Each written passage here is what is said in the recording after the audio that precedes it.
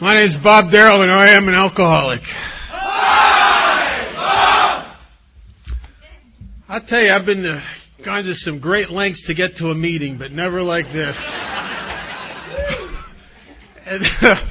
And the people involved in getting me here, and the expense and the trouble, and some of them are somewhere out in the middle of nowhere right now, lost.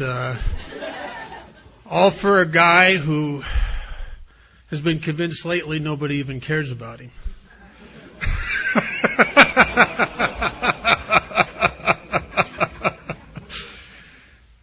Wrong again.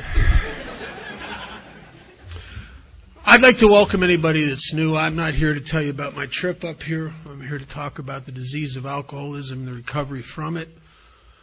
I want to welcome anybody that's new. And tonight, Calvin's celebrating 10 years. And I want you to know something.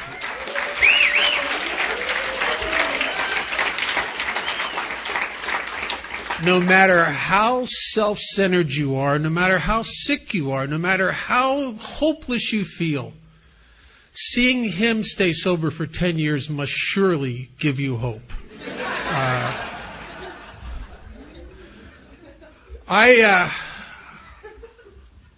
I'm in love with Alcoholics Anonymous. How can you not be? If it does anything close for you, what it's done for me and the people I've come to care about, you can't help but fall in love with AA. And what it's done for my parents, both went to their grave knowing their son was okay. Something they never knew before. My sister has a brother today. My daughter has a father who's always been there for her. She's 19 years old and she's never seen me drink. And Alcoholics Anonymous is created all of that. If you would have seen what I did with my life prior to getting here, you would know that. I want to tell you, I think I've always had the disease of alcoholism. I think I had it before I ever picked up a drink. Before I ever drank, there was something that was a little peculiar about me. I didn't seem to feel like other people looked. I had an awkwardness about me, and so I became a pretend kind of person. The guy that just pretends like he fits, but has this gnawing anxiety about being found out. And I was driven, and I was that way before I ever picked up a drink. I think I was like a freeze-dried alcoholic waiting for alcohol. And when I took my first drink, I was 12 years old. I didn't know anything about it. All I wanted to do was fit with a bunch of older kids. And I'd have done just about anything for their approval. And something happened to me that day that would change the course of my life. And I didn't know it. You could have asked me in the middle of it, and I wouldn't have known that it was anything that dramatic. But what really happened is that when I drank for the first time, it made me feel so good that the way I would be on the natch without that effect from that moment on would never be enough again for me. And I lived for it. But when you're 12, 13, 14 years old, you can't get drunk every day, but I got drunk every chance I could get.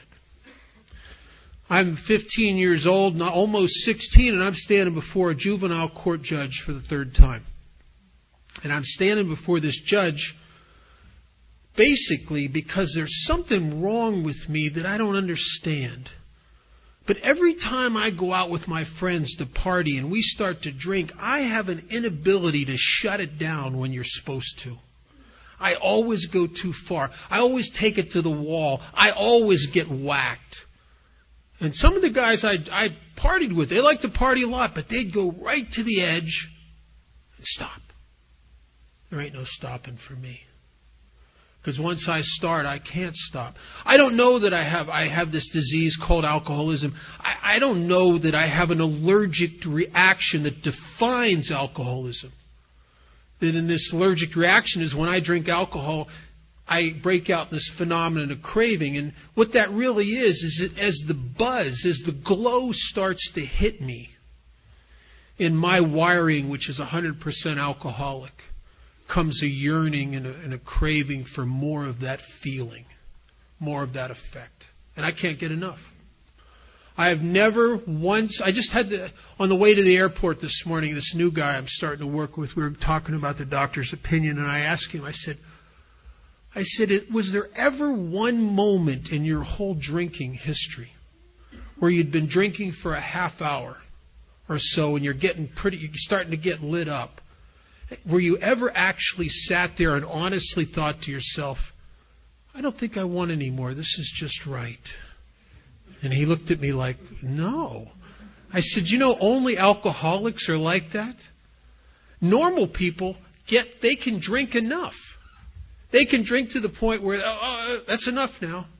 Not alcohol. I'm the guy. I've drank myself till I'm laying on the ground. I'm so drunk I can't get up. But if you'd bring me a drink, I'm the guy, if I'm still conscious, I ain't done drinking. And that was the story of my whole drinking career. So I'm almost 16 years old, and I'm in front of this juvenile court judge because I'm in trouble, because every time I start, I get whacked. I get in trouble a lot. And I got sent someplace, and it was a compromise. My parents were God bless them, they tried to help me. I eventually beat that out of them.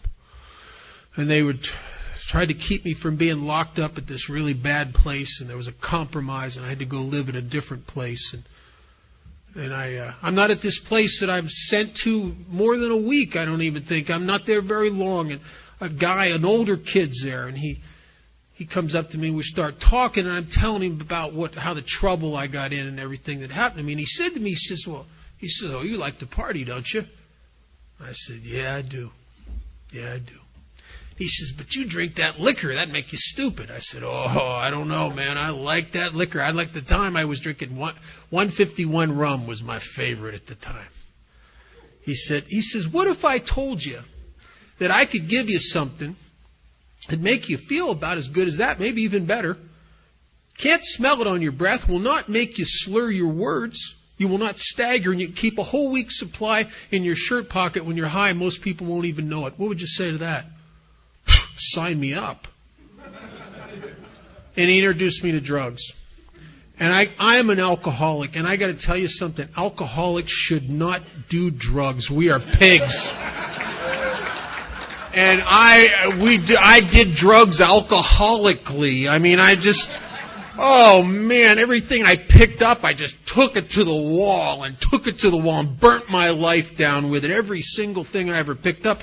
In no time at all, I'm doing methamphetamines to the point where speed freaks who had been doing speed for 10 years were saying, hey, you better cool it.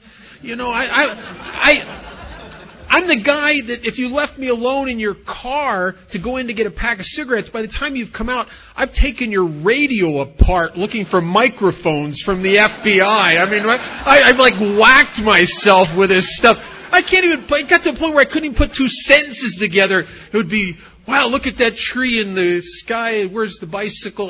Crazy. I was spinning in my head. It was like a whirlwind. And I'm nuts. And a guy came along and said, try some of this. And when the throwing up stopped, man, my whole being just went, oh. And I could think straight. And the spinning slowed down. He introduced me to heroin. But I'm an alcoholic. I'll tell you, we shouldn't do drugs. And I took that to the wall and methadone maintenance. And my dance with drugs was several years to come full circle back to alcohol. I think I did drugs for the same reason that Dr. Bob did drugs in his story. Dr. Bob was an alcoholic of my type. Every time he drank, he couldn't stop. He'd get so whacked. I mean, Bill tried to meet with him, it was Mother's Day, and he went out to have a couple drinks, and the end result, he's taking a nap under the dining room table. I mean, you gotta love a guy who takes a nap under a dining room table. I mean, because that's the kind of drunk I am. So Dr. Bob started doing sedatives, barbiturates and high-powered sedatives, and he did them for 17 years of his life every day because it enabled him to buy himself periods of abstinence because he'd gotten so much trouble when he started to drink. And that's my whole dance of death with drugs was for that. And plus there was the facade of the, being a hippie and a head and all that stuff. But I came full circle back to alcohol because I am the guy who needs the effect. Dr. Carl Jung, in a letter to Bill Wilson in the early 1960s, said something to Bill in this letter. He said that he was afraid to tell Roland Hazard. He said he always suspected that this was true of alcoholics, that their thirst for alcohol was a low-level thirst of their being for unity, for connectedness, for wholeness, or as expressed in medieval terms or religious terms, a union with God. And I drank because I thirsted for the effect. Not for the alcohol, but for the effect. Because, see, alcohol was a magic thing for me. And a guy who on the natch doesn't fit very well anywhere. I'm the guy that I walk into a party and I can't seem to talk to people the way other people seem to talk to each other. I have an inability and an awkwardness around me, a difficulty integrating myself into groups of people. A lot of my life when I'm sober in groups of people, I have a feeling like it's all of you and then there's me. As if there's some invisible yet impenetrable barrier between me and the rest of life that I can't seem to surmount. And when it says in our book that the alcoholic will know a loneliness such as few do, they're not kidding. 1978, I stood on a bridge on my last drunk trying to take my own life. I didn't think I was dying of alcoholism. Felt like I was dying of loneliness. Because the one thing, the magic effect that I had once found from partying had turned on me. And I can't get it back. And I spent the last 3 years of my drinking frantically, futilely trying to recapture a magic that I could not recapture. And those were the worst years of my life. I remember there was a time in my early drinking when it was so magical. In the last 3 years, most of the time I would hole up somewhere with a half gallon of vodka and just seek oblivion. The glory days of being the guy that's dancing with the girls at the bar and shooting pool and laughing with the guys, those days are over. I can't recapture them. And I'm dying here. And I don't know what's wrong with me. And I started going to psychiatrists. I went to some of the great psychiatrists in the country. I was therapy with Albert Ellis, for God's sake. My dad he got me hooked up with that. And another one of the contemporaries of Fritz Perls, one of the founders of Gestalt therapy. I did all that stuff. I primal screamed, for God's sakes. I mean, laying on the ground, hitting my hands and feet, going, "Mommy, Daddy, Mommy, Daddy." I tried some wacko stuff. I haven't tried it. I hadn't tried everything. That thing in chapter 3 about all the crazy stuff we tried to control it. Imagine if they wrote that today. I mean, you could do chapters on that stuff. The weirdest one I heard was a couple of years ago. A guy was talking about coffee enemas. I thought, oh man. I mean, is that with cream and sugar? I mean, I hope it's not whole bean. Oh my God. But I don't know what's wrong with me. And all I really want is I don't want much. I want one thing. I want one thing more than I want anything. And it's the one thing I can't have. I want to be able to party like I partied when I was 18 years old again. And I will do anything to do that. And I can't do it. And I'm killing myself chasing this illusion. The book talks about self-delusion, that we're driven by it. And if you don't know what self-delusion is, it's psychotic, wishful thinking. It's all the reality, and the evidence is that the party's over and has been over and is not, you can't recapture it. That's reality. But this wishful thinking, this self-delusion is that I don't want that to be true. I want the party to be still going, and I want it so desperately that I will start to imagine that I can drink again like I drank when I was 18 years old, when the evidence and the reality is overwhelming that the party's over. I think a lot of us die and drink ourselves to death because we think we can. We drink again because we think we can. Over the years, the last 28 years, I've seen a lot of people relapse. I've seen guys to go through the steps and do a really good job and relapse. And they do it for one of two reasons. Either they never really smash the two delusions it talks about in the beginning of chapter 3. The idea that somehow, someday, some way, we'll control and enjoy it. That I'll jumpstart the party and be able to get away with it. And as long as I had that, I was in and out of AA. Because I'm not going to be in here 100%. Not really. I can look like, because for your approval, I can look like I'm in here 100%. But I'm not. In my innermost self, where I really live, I'm not in here 100% because I don't have to be. Because I got a back door that if life ever gets painful enough, boring enough, lonely enough, frustrating enough, depressing enough, I'll go get high. Because I think I can. And I think I can in the face of overwhelming evidence that I can't. You know what it was? Here's what my drinking was like the last couple years. I would hole up somewhere, I would drink, I would go on crying jags. I would feel sorry for myself. I don't bathe anymore because I don't care. This is not a party. This is pathetic. I'm the whiny, crybaby, depressed, drunk that I couldn't even stand. Nobody even wants to drink with me anymore. You drink with me once or twice and that's it. Because you don't know what I'm going to do. I might be in a good mood. Or I might put my fist through a plate glass window and sever an artery and you're going to spend the rest of your night in the emergency room with me.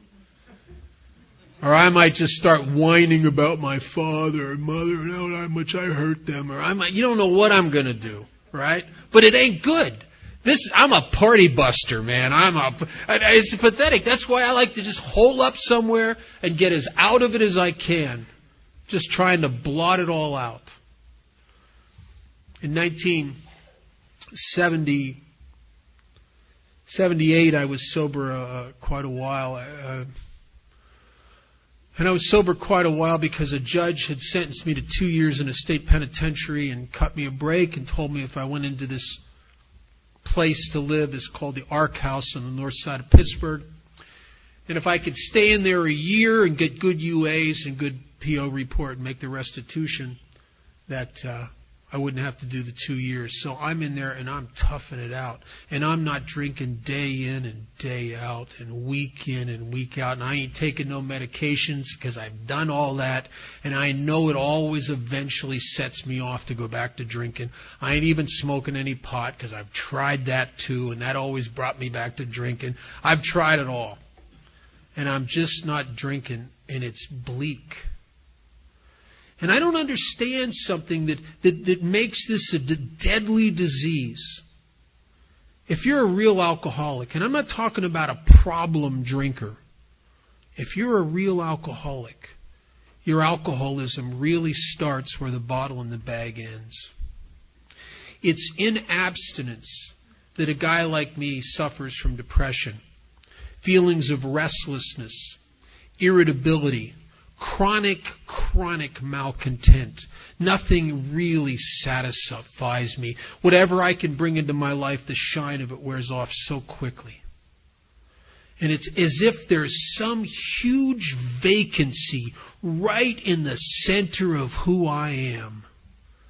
And I frantically try to fill it up. I try to fill it up with sex and jobs and money and motorcycles and everything I can. And no matter what I bring to me, it ain't it. Now, I don't know what it is. It just ain't this. And what it really is an effect that I'd once found in drinking when I was about 16 years old. Or I could go to a high school dance and a guy who couldn't dance or talk to anybody or talk to the girls or be a part of could drink a half bottle of rum, and I could come out and play. And I could laugh, and I could talk to the girls, and I was a part of. I could play guitar and sit in with bands and sing, and I was the guy I always yearned to be. At the end of my drinking, I was the guy I hated. I hated myself. That's why I'm standing on a bridge trying to take my own life. I can't fit anywhere, and I can't endure this loneliness anymore. And I came out of that ARC house on this last run, tried to take my own life, and couldn't. At the last second when it came time to jump, I couldn't jump, and cursed myself for being a coward. And little did I know that I would end up about 10 days, 7 to 10 days later, I'm not sure exactly how many days, it was so foggy then, in a hospital detox in Las Vegas, Nevada. Little did I know that I was about to enter into the only really good life of any value I've ever had. Little did I know that I was finally going to get to a place where I was willing to buy the whole package of Alcoholics Anonymous, a program I had been around for 7.5 years as a slipper, but I never bought the whole package. I would buy whatever was convenient, or whatever I felt like doing. I still narcissistically was at the helm of my own ship, running my life on what I felt like doing and what made sense to me. Now, the crazy thing about that is, if you're anything like me, whoever's watched you the last year of your drinking is going to easily come to the conclusion whoever's making decisions for this person is out to kill them. But yet in here, in this psychotic wishful thinking, it all makes sense. I never intended to do that to my parents. I never intended to end up in jail. I never intended to break her heart. I never intended to do that to my kid's sister. I never intended to lose this incredible job opportunity. All I ever intended to do was to feel good, or at least to feel a little better. But in this process of trying to fix myself, I burnt my life to the ground over and over and over again. And I'm not even talking of, this isn't all when drinking. I did some of this in periods of abstinence. In 1978, I came off this drunk in this hospital, and I was so demoralized. I guess I was finally ready for AA, because, when you can't drink, when you can't jumpstart the party, and drinking is terrible, and abstinence is depressing and vacant and bleak, and you can't even kill yourself, what the hell's left except AA, really? There's no fraternal organization trying to recruit people like me. There's nowhere else to go. This is it. They call it the last house on the block. In the book it says we get to a place where there was nothing left. Nothing left. No more plans, no more good ideas, no more hope. No more hope. I was finally an alcoholic of the hopeless variety. I was in a trap I could not spring, and I couldn't get out. And I'm sick, sober, and I'm sick, drunk, and I'm sick, medicated, and I can't change any of it. And I was finally ready for Alcoholics Anonymous. And the Buddhists say when the student's ready, the teachers appear. And I sat in that detox in 1978. Members of Alcoholics Anonymous came in there. And I don't know anything about AA, really, even though I'd gone to hundreds of meetings. I didn't know that always, in every city in the world, it's the cream of the crop in AA that goes into those institutions. Because it's the only people that will give of their time and go into deal with these hopeless people are the people who buy the primary purpose. That understand that that's why they're alive. that their purpose is to try to help other alcoholics. I didn't know I was hooking up with the cream of the crop of AA in Las Vegas. I just was desperate. And I met these guys, and I started hanging around with them, and I got this guy to be my sponsor, and I started calling him every day, and I started doing peculiar things I would have never done. The people in Alcoholics Anonymous took advantage of my weakness and brokenness and got me to do some things if I was in my right self I'd have never done. And I will owe them my life for that. Forever. And they started to introduce me to a process and a fellowship that I never thought I could be a part of. And I never thought two things that I was wrong about. One is I never thought I could fit anywhere with people and be a part of sober, because I never could. The only time I ever felt a part of anything or be connected to people was in the early days of my drinking when I was half lit up. I had just resided in myself to a life of that kind of separation and loneliness, and I lived in my head a lot, and I just was that way, and that's the way it was going to be. But the people in Alcoholics Anonymous didn't care about that. And they also, I resolved myself to the person that if I do find a way not to drink, it's not going to be good. To me, AA had good news and bad news. The good news that maybe if I went to thousands of these stupid meetings, I'll stay sober the rest of my life. And the bad news, I'm going to live a long time.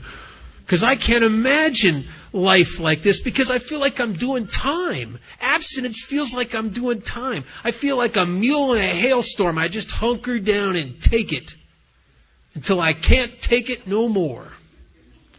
And I can't believe that I could ever be a part of, and I can't believe I could ever be comfortable sober. But the funny thing about the actions in the fellowship and the steps of Alcoholics Anonymous is that they don't care, the actions don't care about your opinion of what you're going to do. And the actions of Alcoholics Anonymous work regardless. Matter of fact, I think they work better if you don't believe they're going to work. It's a lot like, not so much today, because we live in a world economy today and things have changed, but I remember as a little kid seeing things on TV about these guys, these Aborigines in New Zealand, who grew up their whole lifetime and they never knew anything about technology or modern conveniences. And you could bring a guy like that into this room with all the lights off, dark, and show him the light switches, and you could tell him, you push those buttons, this room will light up like daylight. He's not going to believe you. He's not going to believe you.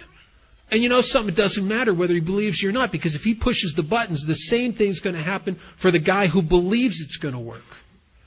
Because the cause and effect in the realm of the spirit is independent of anybody's opinion or judgment. It just is what it is.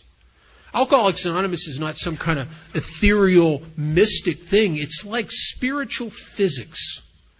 You do certain things, you get certain results, and you get them every time. We don't know what happens to guys like me. I can tell you today that I have a relationship in my life with a power greater than myself, a power that I call God, because I haven't found a better word. But I don't know that my experience with that is the same as yours. And Alcoholics Anonymous isn't going to tell you that you're going to have the same experience I have. All we're going to tell you is we're going to promise you something. We're going to promise you what I believe is the single most important promise of all Alcoholics Anonymous. And there's a couple hundred promises in that book. But the single most important is that something's going to wake up inside of you. Something's going to come alive that's never been alive before. And maybe for some of us, we had a glimpse of it being alive when you were 15 years old and you got lit up for the first or second time. And something woke up inside you. A vitality. An essence of somebody that you've always wanted to be. And I think that what happens in Alcoholics Anonymous is that we have an awakening. Something wakes up inside us. And with that awakening comes a lot of responsibility and a lot of awareness. Because one of the things that started happening to me as a result of the steps And the result of joining the fellowship and being a greeter and a coffee maker and a secretary and all the things we do in AA is that I started waking up to the fact that there were other people here. Now, that sounds weird, but I think for my first 6 months of sobriety, I didn't even realize there was anybody else here. I mean, you were like cardboard cutouts for my entertainment or something. And then I started realizing there's actually people here. And some of them are a lot like me, and some of them have feelings like me, and some of them are struggling. And my consciousness was awakening. When I wake up in the morning, I open the phone will ring, and I open my eyes and answer the phone. I'm kind of a little awake. And then 5 minutes later, I might be going to the bathroom. I'm a little more awake. Another 5 minutes later, I'm getting a cup of tea. I'm a little more awake. And I'm in the process of awakening. And that's really been the last 28 years of my life, has been a process of awakening. Awakening to God's grace in my life, to how much like you I am. I've been privileged to sponsor and work with a lot of guys and work with a lot of newcomers over the years and take a lot of guys through the steps and listen to a lot of fifth steps. Not all of them were as bizarre as Calvin's, but you know what those of you who sponsor people and have listened to fifth steps will understand exactly what I'm talking about, and those that haven't done this and are still locked into being unique will not. But after a while of listening to fifth steps, you start to get a truth that is overwhelming and very comforting. And the truth is, it's the same person. It's the same person. It's the same person. It's the same person. I haven't heard anything new in a fifth step in 27 years. I'd like to hear something new. A chunky peanut butter and a vibrating lawn rake or something. I mean, something interesting. But it's never anything like that. It's always the same vacant, insecure, self-centered guy, full of fear, driven, and he steps on the toes of everybody around him in the process of just trying to make myself a little better. It's the same pathetic story over and over and over and over again. Over and over again. And maybe what Einstein said was right. Maybe the great illusion of mankind is that there's more than one of us here. Because it's the same guy. And I'll tell you why that's a comforting thing for a guy who always suspected and believed he was unique and separate and apart from. Is that the sense of myself and the sense of you that I got, especially through that fourth step, in doing that, this was our course. I started to awaken to a sense of community. I am a part of. I can walk in. I just came from meetings in a couple other countries. I can walk into a meeting in any place in the world and have a sense of connectedness because the people I'm listening to in the meeting are me. Now, some of them are me on a really bad day, but they're me. And there is no difference. And the separation is an illusion. If you're new, I want to welcome you to Alcoholics Anonymous. There's a lot of work to do here. But if you're real lucky, you don't have anywhere to go. You don't have any, and you can think, and all our newcomers think, they think they can go out again and like they're going to find a new life. They're either dead or they end up back here. So if you go out again, just remember, everybody that you're just going to be in the room again, raising your hand, because there's nowhere else to go. You're going to end up back here if you're an alcoholic, or you're going to end up dead. So, if you're real lucky and you know that and you have nowhere else to go, dig in. Get a sponsor. Follow this process in this book. Ignore all the psychobabble and all the crap that tries to come in here from treatment centers and everywhere else. Just ignore it. Do the fundamentals of Alcoholics Anonymous. By your primary purpose, that you are alive, not to gratify yourself, but you're alive for one reason and one reason only. Because your pain and suffering has divinely crafted you to help a guy that's going to come through those doors that's just like you, maybe 6 months down the road. realize that in God's hands, even the worst things about you will become vital and useful tools. And claim your sense of community and your inheritance. And we will see each other on the road to happy destiny. Because you're going to be an example of something. And I would like to be an example of Alcoholics Anonymous. Thank you for my life.